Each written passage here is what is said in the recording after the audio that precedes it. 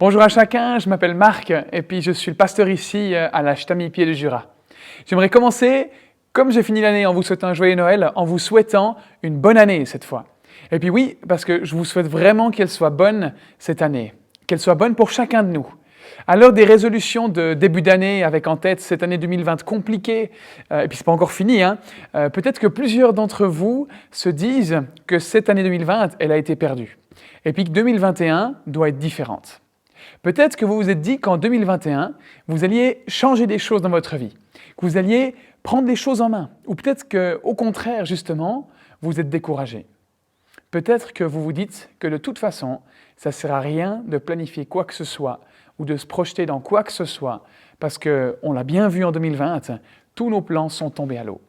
On a été déçus, dérangés, perturbés, blessés, frustrés, parce qu'on n'a pas fait ou pas vécu ce qu'on voulait vivre, parce que les circonstances de la vie nous ont piqué ce qu'on avait prévu de faire ou de vivre. Et aujourd'hui, j'aimerais utiliser le temps que j'ai pour ce premier moment qu'on passe ensemble en 2021 pour nous encourager à prendre un nouveau départ, à vivre une bonne année. Pas dans l'idée d'oublier ce qui s'est passé, parce que ça peut être très instructif, même si on ne s'en rend pas forcément compte, aujourd'hui ou jamais. Mais dans l'idée plutôt de se concentrer, dans l'idée de se focaliser, de mettre toute notre attention sur ce nouveau départ et de marcher dans la direction qu'on aura choisie. Peut-être que vous aviez fait ça quand vous étiez enfant, prendre une loupe et puis essayer, grâce à la lumière du soleil qui se concentrait sur la loupe, de griller une ou deux fourmis. Ou bien, si vous étiez plus gentil, de brûler une feuille de papier, par exemple. Comment ça se fait que ça brûle ? La lumière du soleil, comme ça, elle ne brûle pas les fourmis ou les feuilles. La lumière diffuse, en fait, ne permet pas ça. Mais quand on concentre cette lumière dans une loupe, on concentre beaucoup de lumière sur une toute petite zone, et là, ça brûle. Et puis si on concentrait encore beaucoup plus de ces rayons du soleil, on obtiendrait un rayon laser. Et avec un laser, on peut couper du métal, tellement c'est puissant. C'est ça l'effet de la focalisation, l'effet de la concentration. En se focalisant sur ce nouveau départ, en se focalisant sur certaines choses qu'on aimerait voir changer, on gagne en efficacité. Si on s'attend à ce que nos défis et nos objectifs ils soient atteints grâce à la lumière diffuse du soleil, on sera juste bien réchauffé, parce que ça fait du bien, mais les choses de nos vies, elles risquent de ne pas bouger. On a besoin, en ce début d'année, de se focaliser sur certains aspects pour arriver là où on aimerait aller, pour profiter pleinement de cette année. Souvent, ces résolutions du Nouvel An, elles se perdent un peu dans la masse des choses qu'on doit gérer au quotidien. Et puis, si cette année c'était différent, si on arrivait à concentrer ces résolutions pour qu'elles aient vraiment l'effet voulu dans nos vies. La Bible, elle nous offre des clés pour aborder cette nouvelle année. Et c'est ce qu'on va voir en regardant au texte qu'on trouve dans Genèse 24. C'est le premier livre de la Bible. Ça raconte une histoire qui a eu lieu il y a des milliers d'années, mais qui s'applique encore pour nous aujourd'hui. Et on peut en retirer énormément de choses. En tant qu'Église, on veut permettre aux gens de prendre conscience du sens de leur vie, d'utiliser ce qu'ils ont et ce qu'ils sont de la meilleure des manières, et que leur vie, elle puisse faire la différence là où ils sont. Et au travers de ce qu'on va aborder aujourd'hui, mais aussi tous les autres moments qu'on vit finalement, on aimerait s'encourager et puis s'orienter, se pousser dans cette direction. L'histoire qu'on va voir se trouve donc dans Genèse 24, et c'est celle d'un homme qui s'appelle Abraham. Cet homme, il est considéré comme le père de tous les Juifs, mais aussi de tous les Arabes. Il a eu deux fils. Un premier qui s'appelle Ismaël, dont a découlé le peuple arabe, et puis un deuxième qui s'appelait Isaac, dont a découlé le peuple juif. Dieu avait promis à Abraham qu'il serait le père d'une grande nation, d'un grand peuple. Et cette nation, elle devait venir par Isaac. C'est ce que Dieu lui avait dit. Mais Isaac, il n'avait pas encore de femme, donc pas d'enfant. Et d'où viendrait cette grande nation, cette grande descendance, si son fils n'avait pas d'enfant ? Donc, ce qu'Abraham a fait, c'est qu'il a envoyé un de ses serviteurs en Irak. L'Irak, c'est la région d'où Abraham est originaire. Et puis, il dit à son serviteur, « Il faut que tu ailles là-bas pour trouver une femme pour Isaac. » Vous avez certainement envie de me dire là maintenant, mais en fait, c'est quoi le lien avec ce que je vis ? Ça a un lien, Parce que durant ce voyage qu'il a fait, ce serviteur, on va pouvoir identifier 9 étapes qui permettent au serviteur d'Abraham de trouver une femme pour Isaac. 9 étapes qu'on peut mettre en place pour des choses qu'on a envie de voir changer dans nos vies, pas seulement au niveau amoureux comme c'est le cas pour Isaac. 9 étapes pour nous aider à tenir nos résolutions en 2021. Si je vous appelais au téléphone et que je vous disais maintenant « Hey, j'aimerais bien venir boire un café chez toi, mais en fait, je ne sais pas comment on arrive chez toi, je ne sais pas comment on y va. » Et là, si vous avez bien envie de m'accueillir, on ne sait jamais, hein, ce serait quoi la première chose que vous me demanderiez? La première question que vous me poseriez, c'est « T'es où maintenant ?» Bien sûr. Pour m'expliquer comment arriver chez vous, il faut que vous sachiez où je me trouve. C'est le premier des 9 points qu'on va aborder aujourd'hui. Vous pouvez le noter dans vos notes là. Premièrement, il faut qu'on puisse déterminer où je me trouve actuellement. Ce n'est pas possible de savoir où on aimerait aller si on ne sait pas où on se trouve là maintenant. On a besoin de savoir où on en est. Pour déterminer où je me trouve, je peux me poser 2 questions que vous pouvez aussi noter dans vos notes. La première, c'est « Où suis-je actuellement ?» Et la deuxième, c'est « Qu'est-ce que j'aimerais changer à la situation actuelle ?» Où est-ce que je me trouve émotionnellement, financièrement, relationnellement, professionnellement, spirituellement? Où est-ce que j'en suis dans l'un ou plusieurs de ces domaines que j'ai cités, ou d'autres encore, si vous en avez en tête? Et puis, qu'est-ce que j'aimerais changer? Dans le cas d'Abraham, il s'agissait de s'assurer du fait que son fils puisse trouver une femme et puis qu'il puisse avoir une descendance. C'est ça qu'il voulait voir changer. Comme je l'ai dit, Dieu il avait promis à Abraham qu'il serait le père d'un grand peuple. Il devait avoir une grande descendance. Et on lit dans le premier verset du chapitre 24 de la Genèse ce texte-là. Abraham était vieux, d'un âge avancé. L'Éternel l'avait béni dans tous les domaines. Abraham est vieux quand il se fixe cet objectif de trouver une femme pour son fils. Il n'a pas de temps à perdre, parce qu'il risque de bientôt être au bout. Et peut-être que vous vous dites, actuellement, vous-même, je suis trop vieux pour me fixer un objectif, pour changer quelque chose. Abraham, il était âgé de plus de 100 ans à ce moment-là. C'est jamais trop tard pour changer quelque chose, pour se fixer un objectif. Peu importe notre âge, c'est important de pouvoir aspirer à quelque chose, d'avoir quelque chose en ligne de mire. Si on n'aspire à rien, à quelque part, on ne vit pas, on existe simplement. Deuxièmement, il faut qu'on puisse décrire ce qu'on aimerait. Qu'est-ce que j'aimerais accomplir cette année? Qu'est-ce que j'aimerais voir changer dans ma vie? Abraham, il a une idée très claire de ce qu'il demande à son serviteur. Il lui dit de ne pas prendre pour mon fils une femme parmi les filles des Cananéens, au milieu desquels j'habite, mais d'aller prendre une femme pour mon fils Isaac dans mon pays et dans ma patrie. Parce que je sais que là-bas, en gros, les femmes, elles sont bien. Il ne dit pas à son serviteur d'aller chercher n'importe où. Il lui dit, faut pas aller là, et puis il faut aller là. Il lui demande d'aller à un endroit précis. C'est clair et précis, c'est pas vague. Des fois, c'est plus facile de savoir vaguement où on est, ce qu'on aimerait changer, où on aimerait aller, ou ce qu'on aimerait développer. Mais peut-être que c'est parce qu'on n'a pas envie de se mettre la pression. On n'a pas envie d'échouer, de risquer d'échouer. Mais au final, c'est en sachant ce qu'on aimerait qui déterminera où on veut aller. Le serviteur d'Abraham, il savait où se diriger avec ses chameaux. Si Abraham n'avait pas été clair, il serait sorti du camp et puis il aurait tourné en rond. Il se serait peut-être perdu, il n'aurait pas été au bon endroit, ça ne se serait pas passé comme ça s'est passé là, cette fois-là. Pour savoir ce qu'on aimerait, on peut se poser 4 questions. Premièrement, qu'est-ce que j'aimerais être? À quoi est-ce que j'aspire? Deuxièmement, qu'est-ce que j'aimerais faire en termes d'action? Qu'est-ce que j'aimerais avoir? Et puis, pourquoi est-ce que je l'aimerais? La dernière question, c'est la plus importante.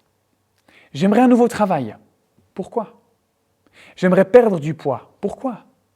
J'aimerais gagner plus d'argent. Pourquoi? J'aimerais investir plus de temps dans ma famille. Pourquoi? Connaître le pourquoi des choses qu'on aimerait développer nous permet, sur le long terme, de se souvenir de pourquoi on le fait. Sans cela, quand les choses elles se compliquent, quand on est mis au défi, on risque fortement d'abandonner. C'est aussi important de savoir pourquoi, parce qu'on peut identifier ce qui nous habite. Peut-être que ce qu'on aimerait, ce n'est pas ce dont on a besoin. Savoir pourquoi, ça permet de se rendre compte si ce à quoi on aspire est bon ou pas. Déterminer le pourquoi, ça ne veut pas dire qu'on doit répondre au comment. Il s'agit ici de la motivation, de ce qui nous habite, pas de ce qu'on est capable de faire. Dans l'histoire de David et Goliath, on voit un pauvre petit berger, sans expérience, affronter à la guerre un géant qui a été soldat certainement durant toute sa vie. David, il n'était pas compétent pour la guerre. S'il s'était demandé comment il allait faire avant le pourquoi il voulait le faire, il aurait certainement abandonné. Il savait que ce qui comptait, c'était que Dieu était avec lui.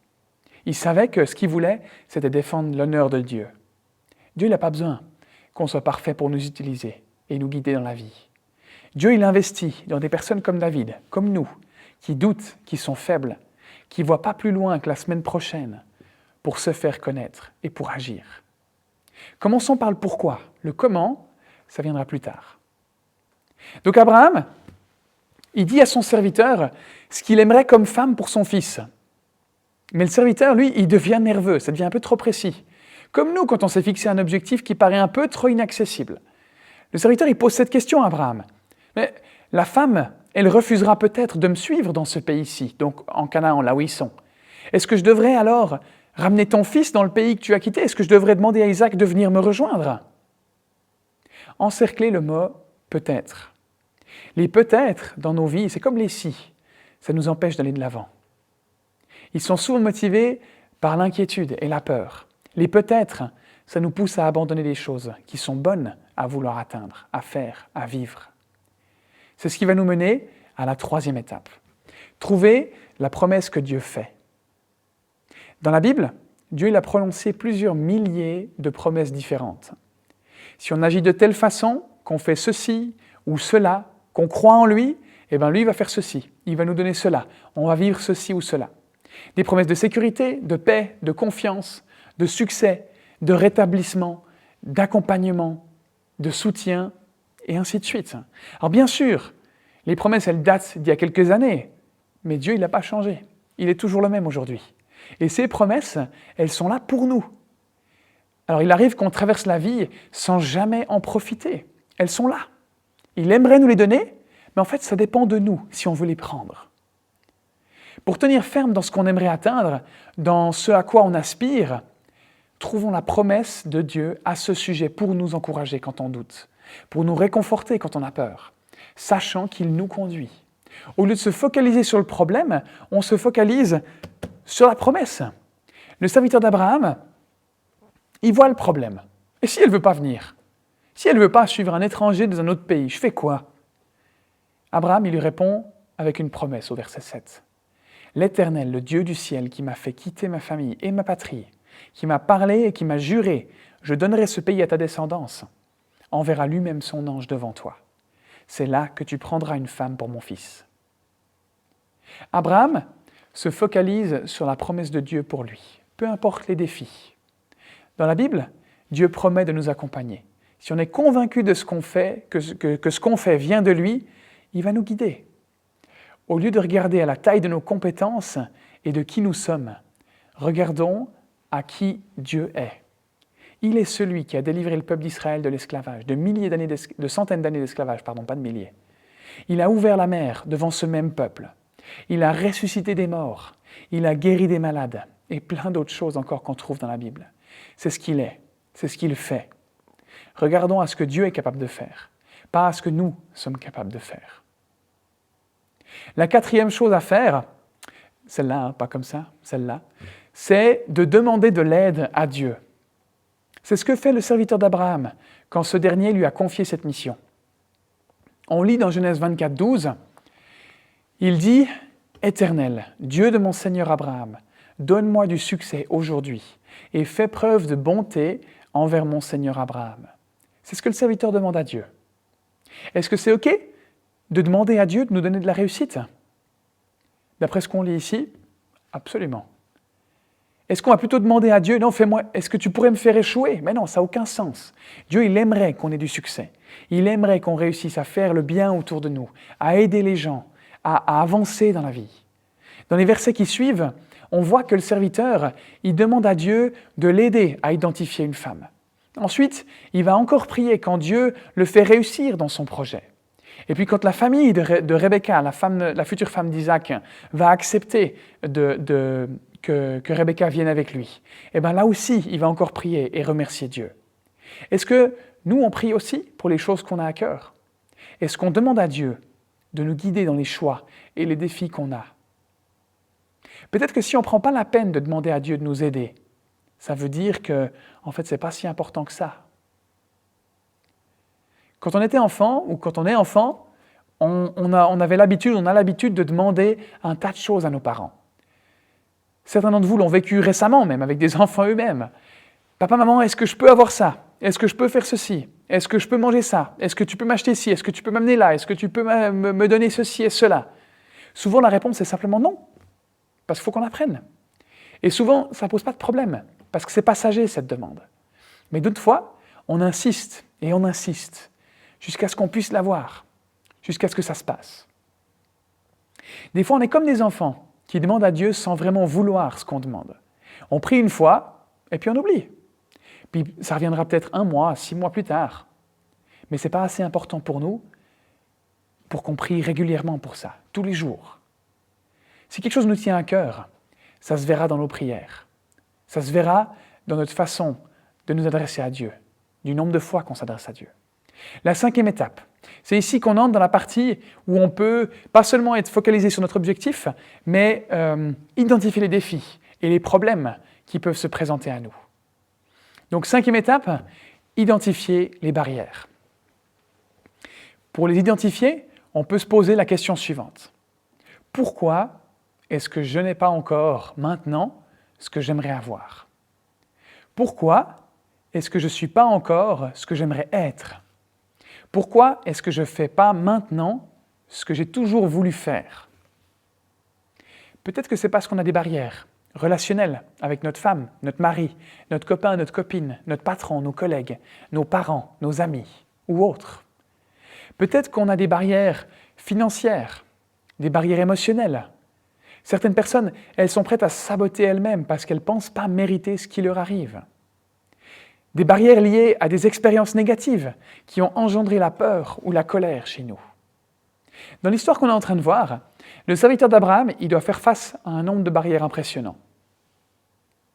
Tout d'abord, il doit aller dans un pays où il n'est jamais allé, et donc trouver son chemin pour y aller. Parce que il n'y avait pas de GPS à l'époque. Et puis ensuite, il doit trouver la bonne femme pour le fils de son maître. Il doit trouver quelqu'un qu'il n'a jamais rencontré. Il doit la convaincre de revenir avec lui dans un pays qu'elle-même ne connaît pas, alors qu'eux ne se connaissent pas, pour épouser un homme qu'elle ne connaît pas. Et puis ensuite, il doit encore réussir à convaincre la famille de cette femme de le laisser partir avec lui. Tom Cruise et Mission Impossible, ils peuvent aller se recoucher. Prenons le temps d'identifier quelles sont ces barrières et écrivons-les à quelque part. Une fois que ça c'est fait, on arrive à la 6e étape. Élaborer un plan.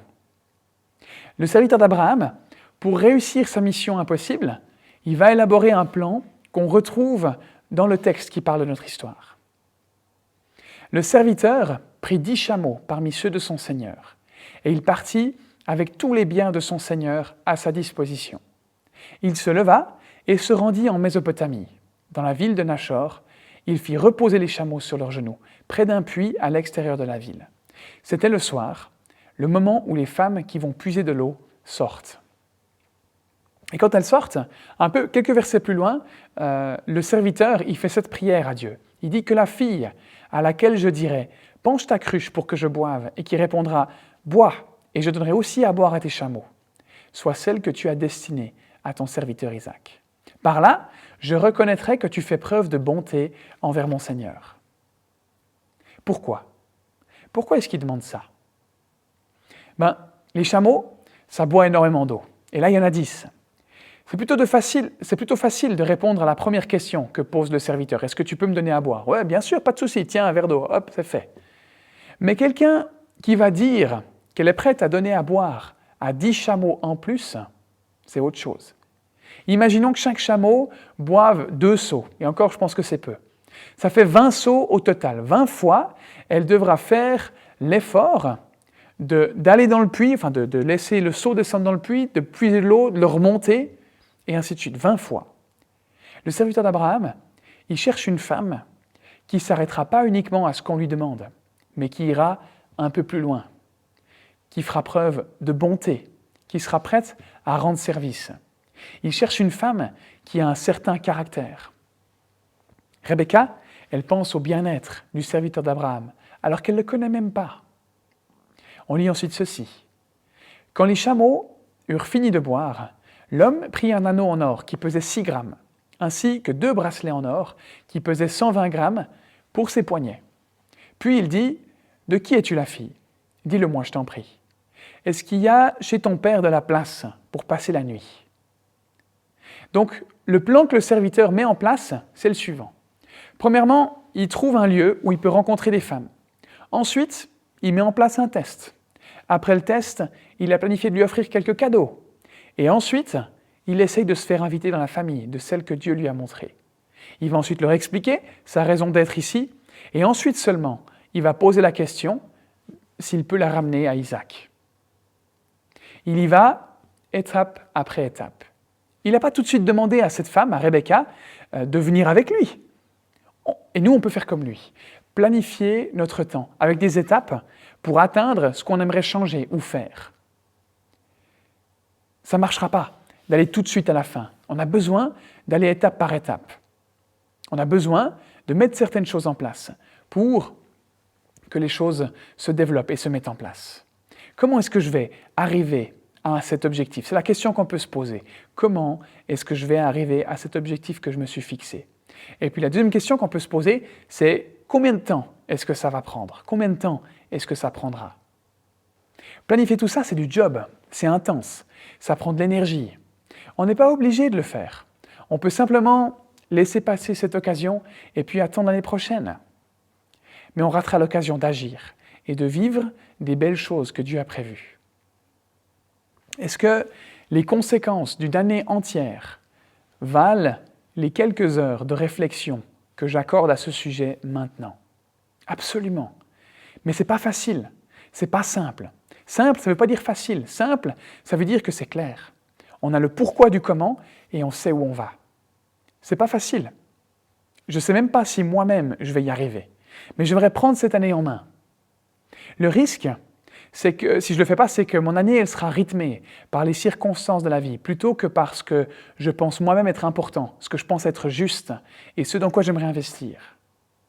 Septièmement, il faut être patient et persévérant.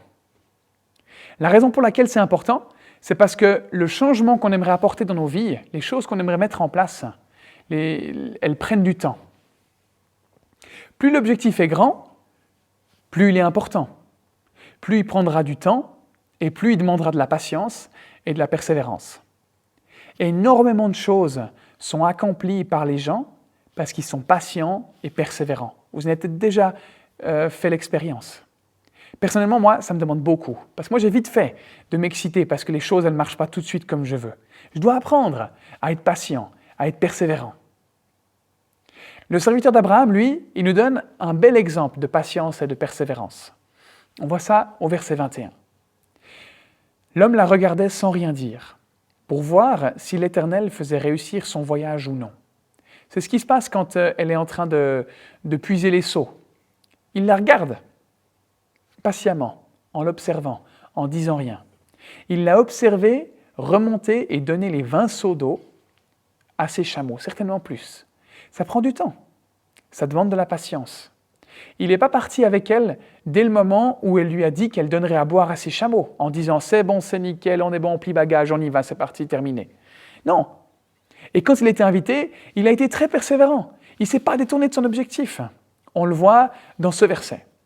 Puis, il lui servit, donc Laban, le frère de Rebecca, il lui servit à manger. Mais l'homme dit « je ne mangerai pas avant d'avoir dit ce que j'ai à dire ». Et Laban lui répond « parle ». « Parle », dit Laban.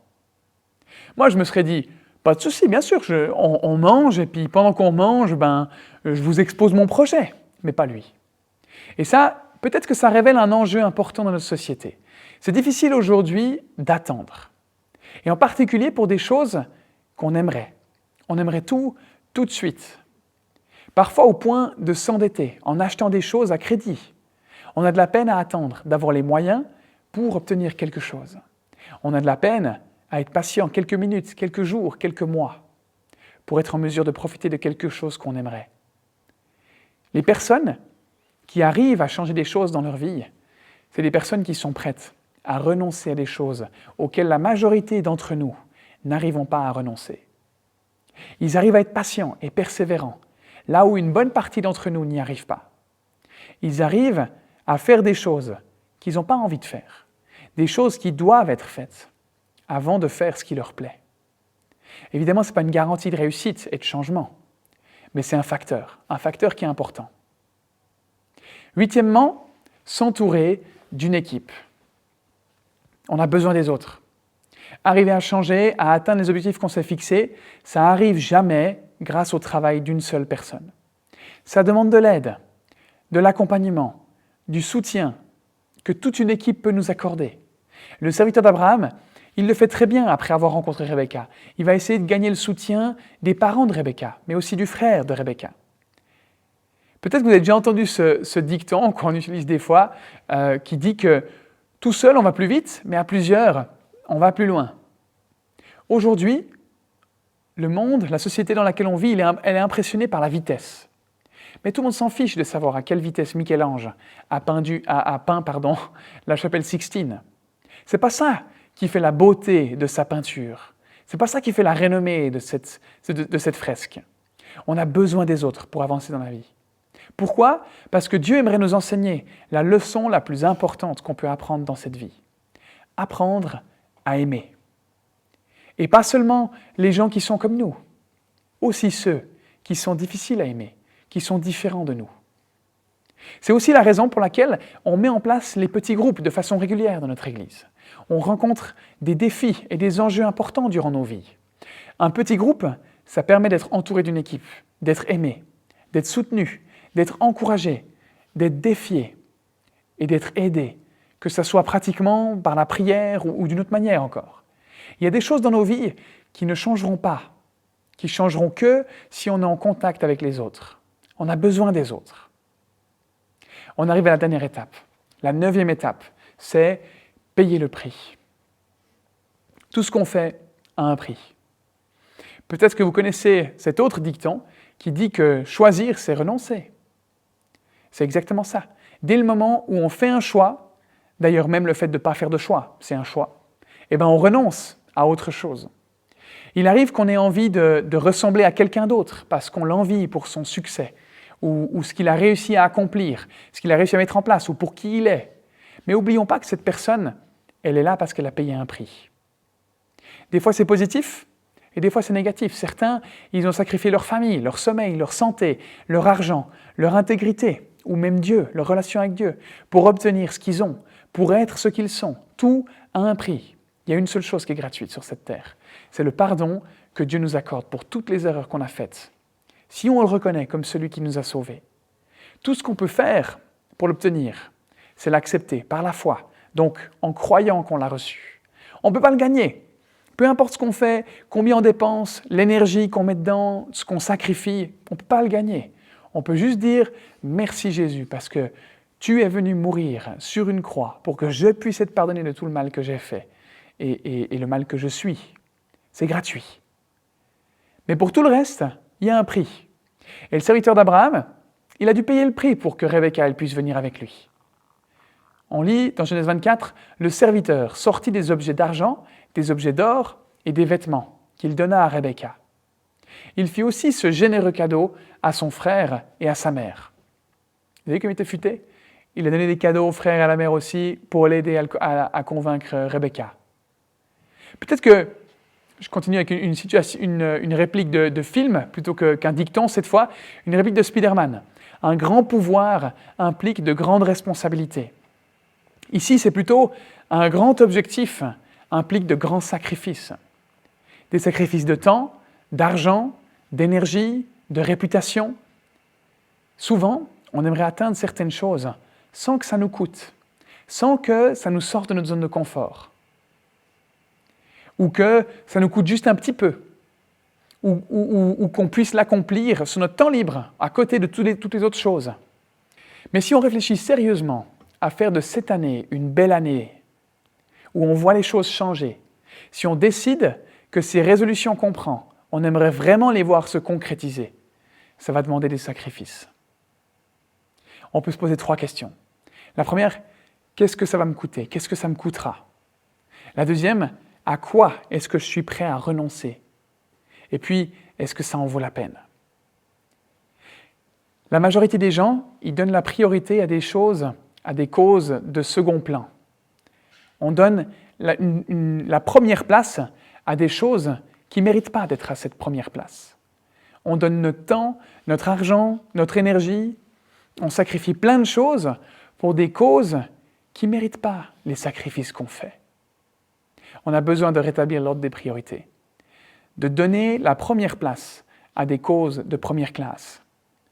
Le meilleur usage qu'on puisse faire de sa vie, c'est d'investir dans des choses qui vont durer jusque dans l'éternité, qui vont avoir un impact qui est durable. Aujourd'hui, j'ai beaucoup parlé d'objectifs et de choses à accomplir.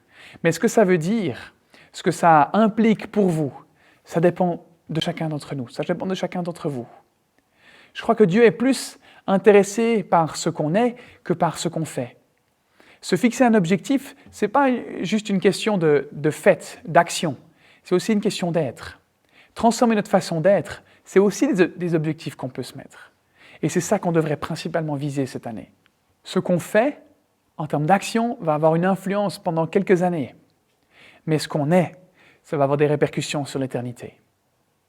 Dès la semaine prochaine, on va commencer une série de 2 mois où on va pouvoir regarder en profondeur le thème de notre personne, de comment nous, on se sent à l'intérieur, de comment on est finalement.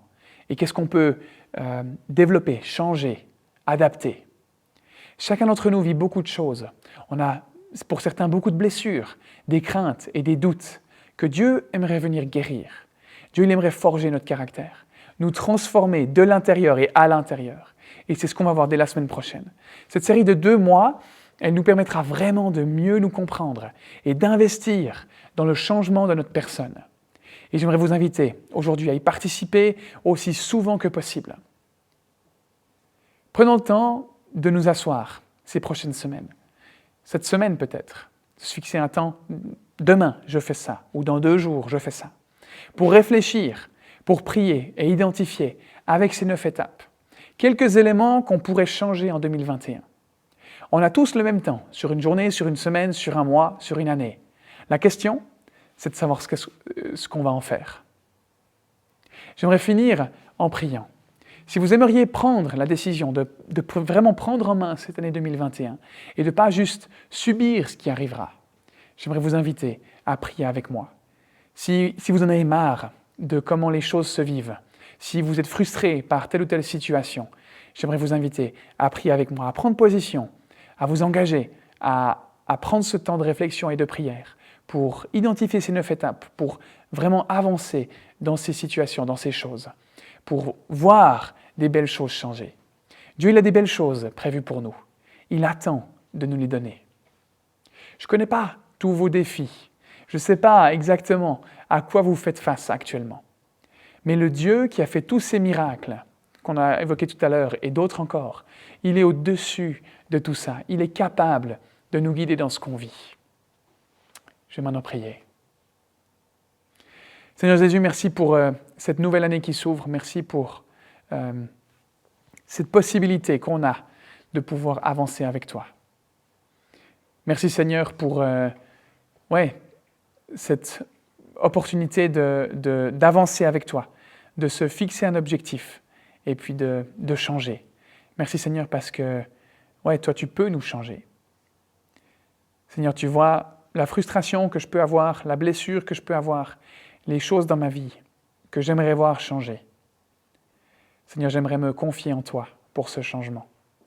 J'aimerais te demander de venir m'aider à élaborer un plan, à mettre en place des choses qui me permettront de changer, de guérir, de développer des choses, d'investir dans des choses qui soient durables. Seigneur, je veux compter sur toi. Je veux m'appuyer sur toi. Merci, parce que je sais que tu m'accompagnes, que tu ne m'abandonnes pas, que tu me gardes dans mes défis et que tu me permets de les surmonter, parce que tu es le Dieu de l'impossible. Tu es celui qui peut faire des choses là où personne d'autre imaginait pouvoir accomplir quelque chose. Et je veux te rendre gloire pour ça. Amen. À l'Ashtami, on aimerait vraiment s'encourager les uns et les autres dans ce qu'on vit. Si vous avez pris une décision, j'aimerais vous inviter à nous contacter. On aimerait beaucoup vous entendre et avancer avec vous dans cette année 2021. Manquez pas cette occasion de prendre contact. Je termine en vous souhaitant moi-même une bonne année 2021.